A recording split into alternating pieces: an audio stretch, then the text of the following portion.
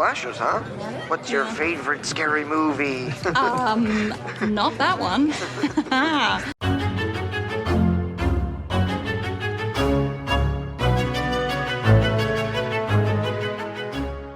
But hi, yes, we are Joe and Trace with Bloody Disgusting's Horror Queers podcast. I think it's safe to say both Joe and I love the film, by the way. Excellent. That's so good.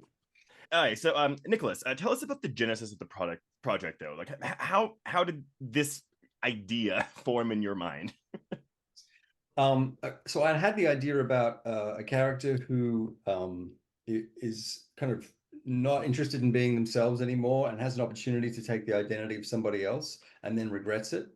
And I had tried that out with different stories, one of them was like a woman in the 80s in Palm Desert working for a bunch of yuppies as a waitress, and that was quite good, kind of rise to power thing, but that didn't quite work. And then I had another one set in the 50s about a woman who does like the crossing from New York to London and on the Queen Mary or something, and then kills a woman and takes her place so she doesn't have to be involved in an arranged marriage. Uh-huh. And that, again, that didn't quite take, and then finally around that time, I went on I went to Vegas. I'm from Sydney, Australia originally, and I went to see some old friends from school. We all decided to meet up at Vegas, a place I'd never been.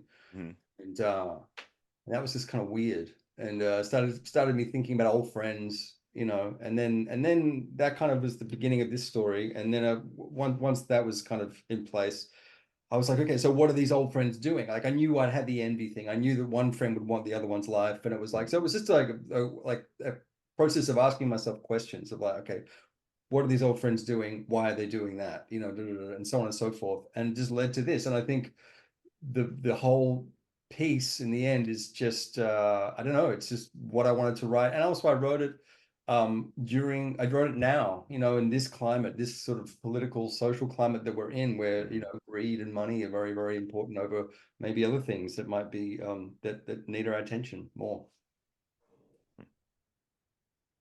Just okay. Also, Nick, then when did you come on board? Like, what attracted you to the character of Ryan? Did you audition for this, or were you a pick? I guess I was a pick. Yeah, there was no audition.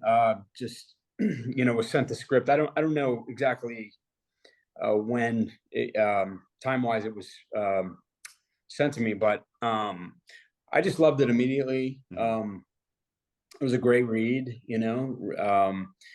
Nick did such an amazing job with the story, and liked Ryan right away. Could relate to Ryan right away. Yeah, it was didn't take me too long to jump on board. Right. So we're going to treat this interview like people have already seen the film, and we'll release it after the film has come out. So we're going to go into some spoilery territory, but obviously the film has a number of twists, not just the central premise, but then also what happens afterwards when, yes, Ryan does take over Jack's life. So we're wondering how you feel about the marketing, like the title, the trailer, even the movie poster. Like, how does that work to retain a sort of mystery for the film, but also manage to still sell it? That's a really interesting question. Yeah. So the title was my title, What You Wish For, because obviously it's a play on Be Careful What You Wish For. The film is ultimately a morality tale, I feel like, which is why the title is what it is. There was some balking at the title when we sold the film. And then I was like, okay, well, what do you guys want to call it? And no one could come up with anything better. And they were also like, oh, and it did really well at Fantastic and Fantasia, and everyone knows about the movie now. And so it's kind of out there. So we're just going to go with it. In terms of the international sales, the Magnolia were like, we love the title. It's great. Yeah. And then working with Magnolia first of all, I'll just say I love the poster and the trailer. And I was working with Magnolia, and you know, these guys know what they're doing. They've got great taste. They do this all the time. And I was from my point of view, I was like, and I guess we're going to say spoilers here is what you've said, so I can Yes. just go ahead and say it. I said I just don't want the cannibalism to be part of the trailer. I just don't want it to be, you know, because I feel like if you give that away, then you kind of ruin what I think is one of the great pleasures of the film, which is not knowing that. And then you sort of hitch a ride with this guy Ryan, and you're kicking along with him, and he's making these decisions, and then it's like, oh shit, you know, this thing's happening, and that I think just watching that with an audience, I can see that that's a, you know, that's part of the pleasure of the film. So we wanted to keep that out, but then Magnolia were like, yeah, but we can't completely keep it out because we have to entice people to. So in that, if you know if you've seen the film and then you watch the trailer, it's, you know, it's all implied in there. Yeah. And in terms of the poster, I had actually sent the poster company who made it a Magritte image that I really like, which is actually the same image that they use for The Exorcist, which is a blue sky, daylight above and nighttime below on a house. And it's such an interesting, it's painted in the 1920s, and it's a surrealist artwork. But it's so simple, but it's so uncanny and unnerving, that it implies something is off, but it also is very visually very pleasing and stylish. So for like lots of reasons, I love that image. And I sent that to the poster guys, and they actually, the poster we ended up using was the one where they incorporated that Magritte painting. So if you look at the poster, it's based off a Magritte painting. And of course it's using Nick and looking very sexy in his Hawaiian shirt. I think that really, that's the icing on the poster for sure. You know, Your sexiness, you nice. Yeah, Yeah. touch. Nice touch. Yeah. No. All right. Just to sort of tag along with that, you know, is there any danger? Like, do you two worry that you've crafted this like really intricately well-made film that has a lot of genre possibility, but are you afraid that it's like, is it going to slip under the radar because people aren't going to think it's a genre movie? Like, it just kind of looks like a, ooh, guy gets in over his head when he's on vacation sort of film. Well, you can't. It's either you're damned if you do and you're damned if you don't. Yeah. You know what I mean? And I think like this is a limited release, low budget movie brought out by Magnolia, which are a, you know, elevated niche, you know, American independent distributor. It's not going to be like, it's not going to go against you know, Mad Max, right? It's not going to be. We're not going against that market. This film, I think, if we're lucky, is going to live from word of mouth, right? Yeah. It's going to come out. Some people are going to see it, and then hopefully over time, more people will talk about it and talk about it in the way that it makes sense to them, you know. So, and they can be more nuanced in the way they describe it, and like, you know, fingers crossed, that's how hopefully this film will live, you know, which is just through people telling their friends, oh, you got to see this film, it's interesting. Yeah, it's very much whenever I tell people about it, I'm always like, just like, you go in blind, like don't read anything about it, just watch it. Was the plan always to do like either direct to VOD or streaming? Like, was there ever a discussion about theatrical release? Because I saw this with you at Fantasia last summer, and it killed with an audience in a theater.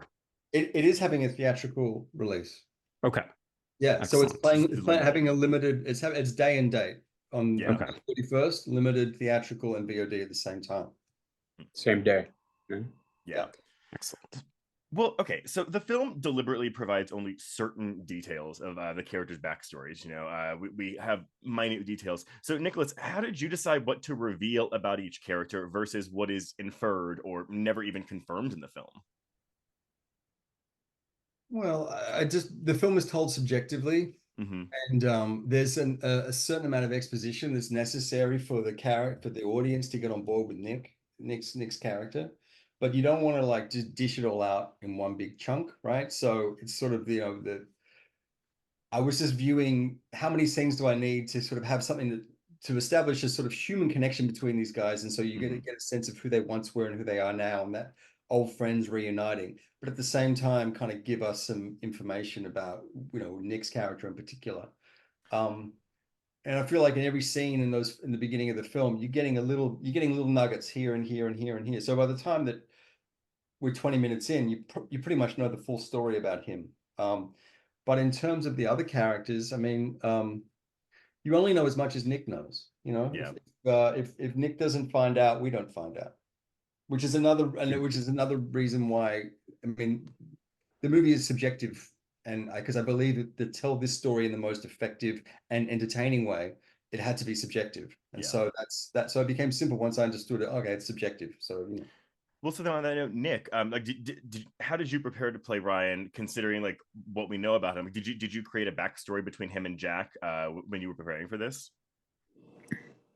No, I mean, I feel like it was really all there for Mm-hmm. me. I mean, I feel like Nick wrote the perfect amount of backstory for him, and kind of just the right amount about him. You find out the guy's in trouble,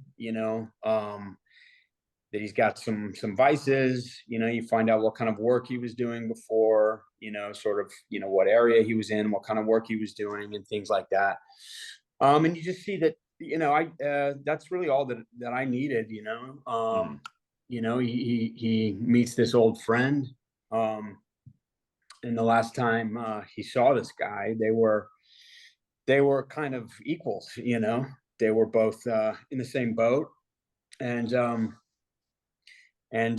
of a sudden this guy has this beautiful looking life.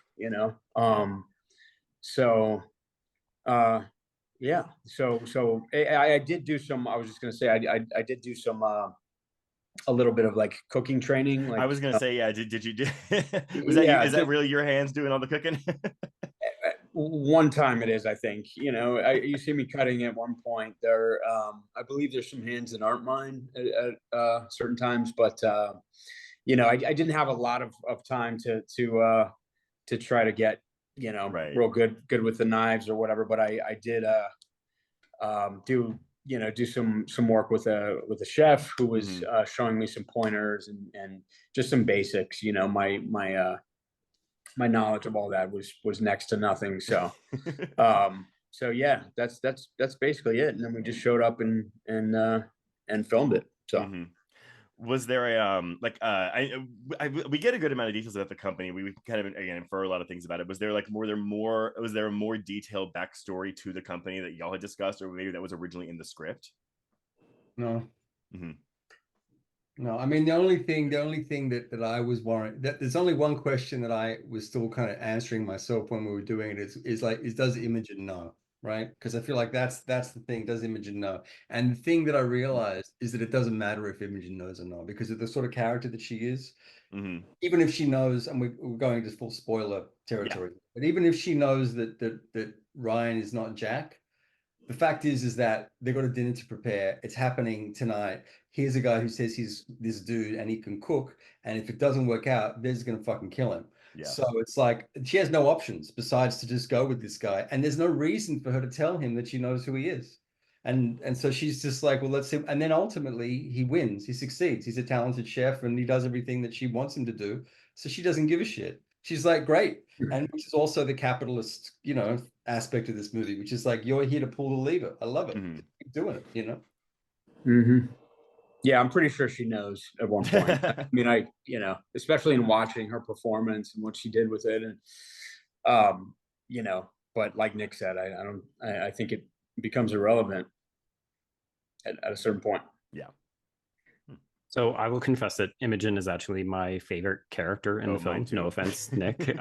She's just there's a lot of there's just a lot of fun in that character. The problem with Nick is that the problem with Ryan is that he's got to make all of this work, right? Like he's under duress the entire movie. Imogen is just kind of like, I'm having to deal with idiots all the time. So that's very enjoyable to watch. Yeah, but, it is.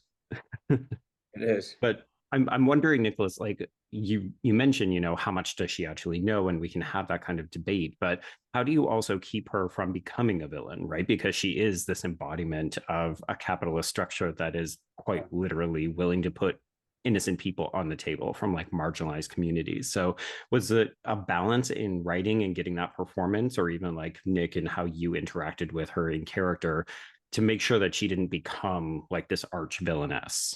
That's such a great question. It's so interesting because when we were shooting, anytime that Tamsin would go into anger, I would be like, no. I just intuitively was like, you cannot dip into anger.